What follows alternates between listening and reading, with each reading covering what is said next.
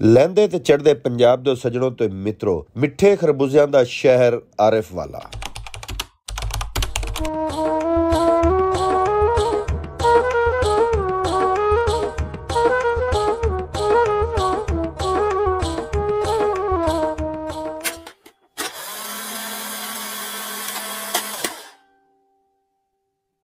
मित्रों, चार खूबसूरत बाजारां वाला शहर आरिफ वाला दरियाए सतलुज ते दरियाए ब्यास दे दरम्यान दे विच आबाद है।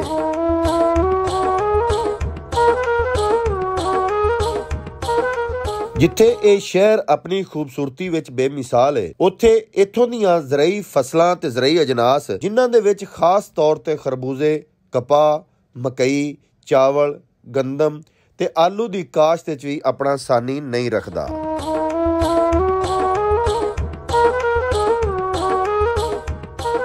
पुराने कराची ते दिल्ली रोड दे उत्ते वाक़िआ ਇਹ महाजर कम्युनिटी ਦਾ ਸ਼ਹਿਰ ਆਰਿਫ ਵਾਲਾ ਤਹਿਸੀਲ ਦਾ ਦਰਜਾ ਰੱਖਦਾ ਹੈ। ਪਾਕਪਤਨ ਇੰਦਾ ਜ਼ਲਈ ਹੈੱਡਕੁਆਟਰ ਹੈ, ਜਿਹੜਾ ਕਿ ਮਸ਼ਰਕ ਦੀ ਤਰਫ 40 ਕਿਲੋਮੀਟਰ ਦੇ ਫਾਸਲੇ ਤੇ ਆਬਾਦ ਹੈ।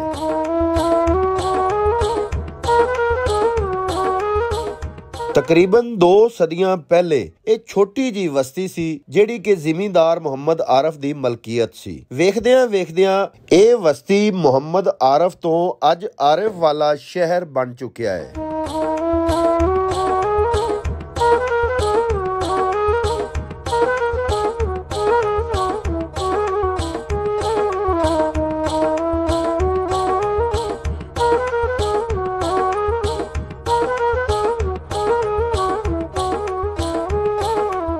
मित्रों, क्यामे पाकिस्तान तो पहले इस बस्ती विच एक बहुत वड्डा मंदिर सी, जेड़ा कि अज एक प्राइमरी स्कूल विच तब्दील हो चुकिया है। बाकी मांदा इमारतां नूं गिरा के लोगां ने अपने अपने घर बना लए ने। उस मंदिर दा मरकजी दरवाजा ए जेड़ा तुसीं वेख रहे हो, ये अज भी मौजूद है, लेकिन इनदी हालत बहुत ही खस्ता हो चुकी है। इस मरकजी दरवाजे दे बैरूनी साइड ते काफी सारियां दुकानां बणियां होईयां ने, जिथे लोग रोजमर्रा जिंदगी दे लैण देण करदे ने।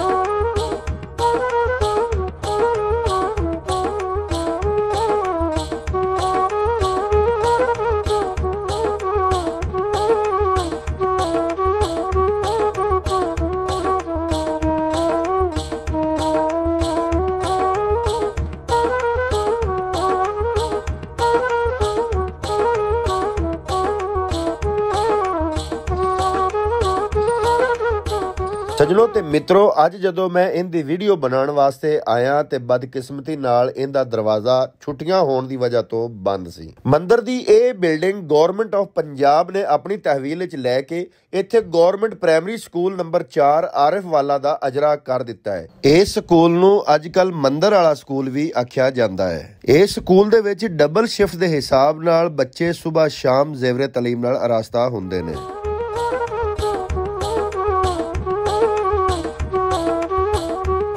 सजनों ते मित्रों, सामने नजर आने वाले ए बरामदे ते इन्हां दे पिछे तामीरशुदा कमरे अपने अंदर हजारां दास्ताना छुपाए हुए ने।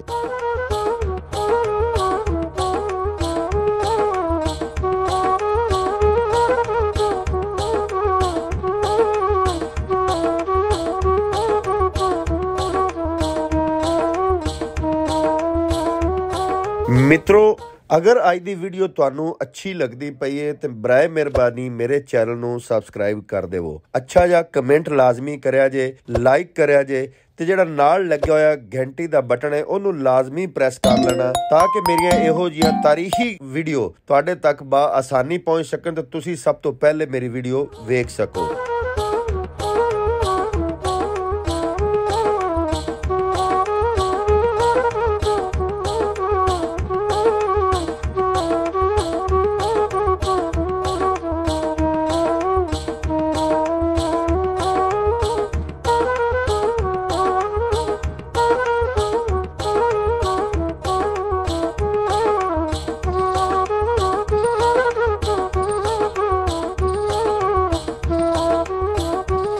ਸੱਜਣੋ ਤੇ ਮਿੱਤਰੋ, ਇਹ ਮੈਂ ਕੈਮਰਾ ਕਲੋਜ਼ ਕਰਦਾ ਪਿਆ ਤੇ ਤੁਸੀਂ ਵੇਖੋ ਕਿ ਇਹ ਜਿਹੜੇ ਘਰ ਬਣੇ ਨੇ ਇਹਨਾਂ ਦੇ ਵਿੱਚ ਵੀ ਉਹ ਬਿਲਡਿੰਗ ਨਜ਼ਰ ਆ ਰਹੀ ਹੈ ਜਿੰਦੇ ਤੇ ਕਿੰਗਰੇ ਵਗੈਰਾ ਬਣੇ ਹੋਏ ਨੇ ਔਰ ਮਹਿਰਾਬੀਆਂ ਬਣੀਆਂ ਹੋਈਆਂ ਨੇ। ਇਹ ਮੰਦਿਰ ਦਾ ਹੀ ਹਿੱਸਾ ਸੀ, ਜਦਕਿ ਅੱਜ ਇਹਨਾਂ ਦੇ ਵਿੱਚ ਘਰ ਆਬਾਦ ਨੇ।